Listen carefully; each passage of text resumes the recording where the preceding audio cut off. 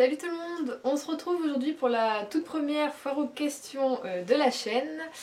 Donc si vous vous souvenez, il y a 2 semaines, dans mon book haul du mois de juillet, je vous avais proposé pour l'occasion de mon anniversaire de faire une FAQ. Oui, la fille qui a beaucoup d'idées, hein. Tiens, et si on faisait une FAQ? Ouais. Donc j'ai été surprise parce que je trouve que vous avez quand même été pas mal à me poser des questions, donc je suis plutôt contente.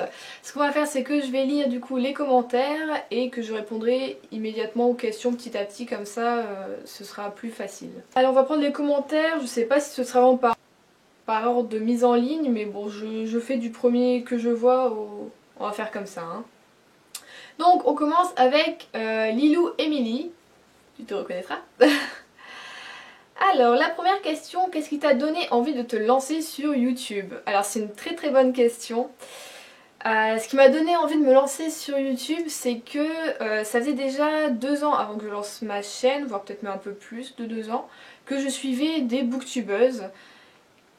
Et ça me donnait envie, voilà, de les voir devant leur caméra, de faire vraiment ce qu'elles avaient envie.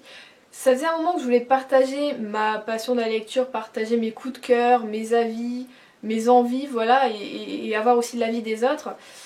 Donc c'est pour ça que j'étais sur le forum Booknode, mais c'était pas assez pour moi. Et le blog, comment dire, j'aurais pas pu faire un blog parce que ça demande beaucoup d'entretien, j'ai pas vraiment le temps.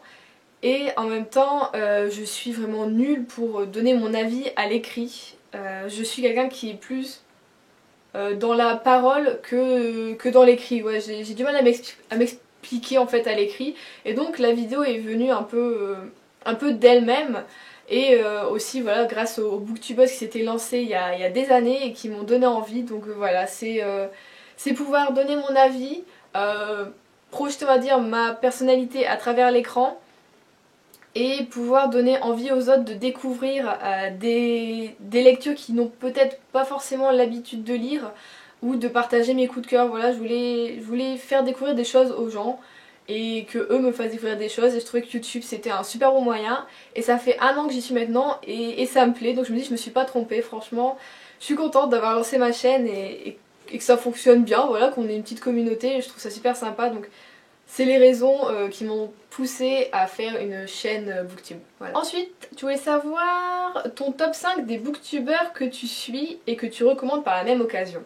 Alors justement, les 5 booktubeurs dont je vais vous parler, qui sont que des filles, hein, des booktubeuses, c'est un peu elles aussi qui m'ont donné justement envie de me lancer sur YouTube. Donc on a Margot de la chaîne Margot Liseuse, qui a été ma toute première découverte niveau booktube et qui est juste mon coup de cœur. Voilà, je l'adore, j'adore sa chaîne. Ses vidéos sont super, elles sont originales, on a plein de choses différentes, elle lance toujours des nouvelles vidéos. Donc voilà, Margot c'est vraiment ma favorite. Après il n'y a pas vraiment d'ordre, j'aime beaucoup Nin de la chaîne Les Lectures de Nin. J'aime beaucoup aussi Moody de Moody Take a Book. J'aime beaucoup Bulldop, donc Emily, et j'aime beaucoup aussi c'est Lily de la chaîne Lily Bookin, même si on a un peu moins de vidéos en ce moment. Et je vous en donne quand même une 6ème, j'aime beaucoup aussi, c'est Fairy Neverland. Voilà, parce que Justine a aussi cette particularité qu'elle lit beaucoup en VO, donc j'aime bien aller piocher un peu dans ce qui est sorti forcément en VO après, et comme ça je me dis ça me fait un peu une avance et je vois quand les sorties VF arrivent, et voilà, donc elle me donne envie aussi là-dessus. Donc voilà, ce sont mes 5-6 préférées parce qu'elles ont toutes des styles différents. On en a qui aiment le classique, on en a qui aiment plus le beat lit, le fantasy, la dystopie. On en a où c'est un peu de tout. Voilà, Margot, elle c'est vraiment un peu de tout. On a de la BD, du manga, enfin voilà, on a vraiment tout. Il y a tous les styles, et si j'ai envie de telle ou telle chose, je vais piocher dans la chaîne de l'une ou de l'autre, et voilà quoi. Donc ce sont mes préférées. Bon, après j'en ai plein d'autres encore, mais là c'est vraiment mes favorites, c'est celles que j'aime le plus regarder. Alors, quelle est ta saga chouchou et que tu recommandes? Alors ça c'est un peu dur parce que les sagas, enfin souvent moi c'est des trilogies que j'ai.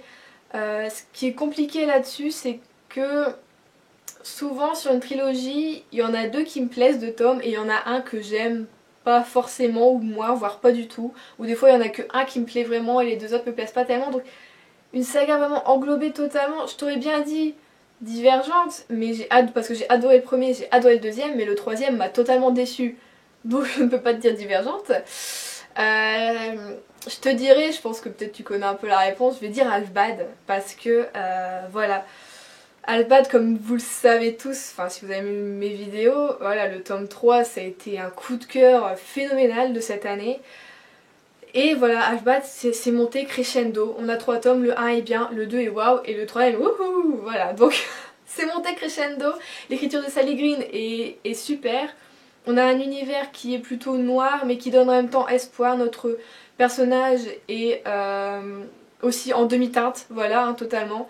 On ne sait pas s'il est méchant, s'il est gentil, lui-même le sait pas. Donc c'est vraiment une saga qui change de l'ordinaire, de ce qu'on peut voir d'habitude. Et ouais, ce serait ça. On a aussi, voilà, une saga mais qui n'est pas terminée, ce serait La Passe Miroir, donc ce serait voilà, et que le tome 1 et 2 pour le moment. Mais j'adore aussi l'écriture et l'univers de Christelle Davos. Et voilà, j'attends avec impatience le tome 3, donc ce serait ces deux sagas-là. Quel est ton one-shot chouchou que tu recommandes? Alors les one-shots, j'en ai quand même quelques-uns du coup quand je regarde ma bibliothèque. Mais un que je recommande et que j'aime vraiment beaucoup, bon, je vous dirais bien Nos étoiles contraires de John Green, mais bon, c'est un peu, voilà, tout le monde l'a lu, tout le monde connaît, tout le monde a aimé, je dis pas, mais voilà, c'est hyper connu, c'est un peu un best-seller ce truc. Sinon, ce serait Ne tirez pas sur l'oiseau moqueur de Harper Lee. Ce bouquin, ouais, c'est un classique et ça a été un peu une grosse découverte pour moi l'année dernière. Voilà, ça a été un coup de cœur et ce serait un one-shot que je recommanderais, ouais, un classique à lire, ce serait ça. Donc voilà, j'espère que j'ai bien répondu à tes questions, Lilou, Émilie. Alors, Ingrid P. Alors, les questions. Quel âge as-tu? Alors, au moment où je vous tourne cette vidéo, j'ai 21 ans. Mais au moment où je vous la poste, j'en aurai 22. Voilà. Qu'est-ce que tu fais dans la vie? Études, boulot. Alors, études, non. Boulot, pour le moment, je travaille en papeterie, donc au Furet du Nord. Mais moi, ce que je veux vraiment faire, c'est libraire. Voilà, donc j'ai eu l'occasion de le faire un peu en fin d'année l'année dernière. Et je recommence cette année, en fin d'année. Je serai encore dans les bouquins, donc je suis plutôt contente. Alors, as-tu d'autres passions à part la lecture?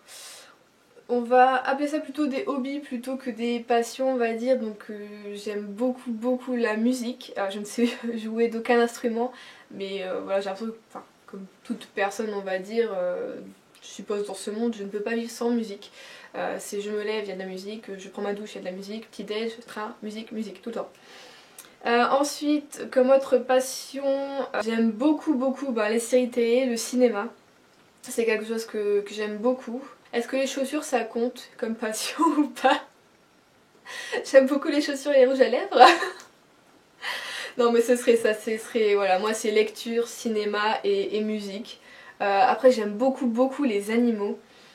C'est vrai que depuis que mon chien est décédé, ça va faire bientôt 1 an maintenant. J'hésite, voilà, avec le boulot, je peux pas prendre 2 chiens, un chat, mon père n'aime pas ça, donc peut-être plus tard quand j'aurai mon propre appart. Mais c'est vrai que j'aime beaucoup les animaux et que ce soit regarder des reportages à la télé ou même voilà, nourrir les chats qui sont dans mon jardin, enfin voilà, j'adore les animaux. Donc ce serait ça aussi, comme passion. Donc, quelles sont les chaînes booktube que tu aimes? Bon ça j'y ai répondu avant, voilà, ce sera ça. Bon, dans ta question je peux rajouter aussi que j'aime beaucoup la chaîne de Jess Livre Addict. J'aime beaucoup aussi, elle est plus dans le young adult tout ça, donc j'aime bien aussi. J'aime aussi c'est le livre ouvert, je trouve qu'elle a de très bonnes lectures qui sont un peu thriller tout ça, donc ça donne aussi quelquefois quelques idées. Donc ce serait ça les 2 chaînes en plus que je rajouterais. Alors quels sont tes coups de cœur livresques de cette année? Donc en 2016, comme vous le savez, voilà, le tome 3 de Half-Bad, gros coup de cœur. De Sally Green. On a également, de mon dernier update, Le Coma des Mortels de Maxime Chatham, voilà, j'ai adoré. On a quoi encore? Qu'est-ce que j'ai lu cette année? La fille qui ne sait plus. Vous le savez, j'ai beaucoup aussi aimé, c'est la trilogie L'Hôtel des Souvenirs de Nora Roberts, qui est une romance contemporaine. Donc ça m'a choqué d'aimer, mais voilà, c'est un gros coup de cœur aussi pour cette série, ça fait du bien. Et j'ai beaucoup aimé aussi, c'est Follement, donc c'est Lucy Valentine de Heather Weber, voilà, donc ce serait ça mes coups de cœur. Enfin là franchement à chaud c'est ça, aussi forcément le manga Orange de Ichigo Takano, voilà, ça aussi c'est gros coup de cœur pour ce manga. que je conseille et que je continuerai je pense de conseiller pendant des années. Franchement Orange, comme ça. Donc voilà, j'espère que j'ai bien répondu à tes questions. On continue avec Anaïs Cookies. Alors, est-ce que tu comptes faire plus de vidéos consacrées que sur les mangas? Alors que sur les mangas, moi oui, ça me tente en fait d'en faire. Je pensais que j'aurais peut-être plus de réactions positives dans la première que j'ai faite il y a pas longtemps. Du coup je m'étais dit ouais peut-être que j'en ferai plus. Et en fait j'ai trouvé que c'était bien de faire une vidéo que sur les mangas et que ça pouvait plaire à pas mal d'autres personnes. Donc je me dis pour toucher plus de gens, si voilà, si certains n'aiment que les mangas et pas la lecture, et ben oui je compte du coup faire d'autres vidéos, des updates vraiment que sur les mangas. D'ici la fin d'année on aura encore une vidéo, je pense oui, un update spécial manga, je compte en refaire. Dans ta bibliothèque, de qui as-tu le plus de livres? Je pense en fait c'est un peu comme tout le monde j'ai envie de dire. C'est J.K. Rowling avec les Harry Potter, donc forcément on a 7 Harry Potter, j'ai la bibliothèque de Poudlard, donc voilà ce serait J.K. Rowling. Et en même temps moi j'ai la version vous savez folio, donc les petits, les poches, j'ai le coffret. Et je me sentirais bien de me lancer dans Harry Potter mais les grands formats. Donc je sais pas encore est-ce que je prends la version anglaise ou est-ce que je reste sur la version française. Ça j'hésite, mais j'aimerais bien les relire mais en grand format.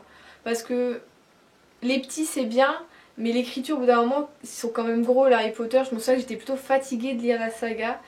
Et je me suis dit de la redécouvrir sur un autre format, peut-être que ça me plairait plus. Parce que bon, vous allez peut-être me détester, mais je fais partie de ceux qui ont découvert Harry Potter avec les films et non les livres. Alors du coup j'ai une grosse préférence pour les films que pour les livres. Voilà, donc je me dis que peut-être en grand format je pourrais redécouvrir ça et refaire un coup de cœur pour Harry Potter.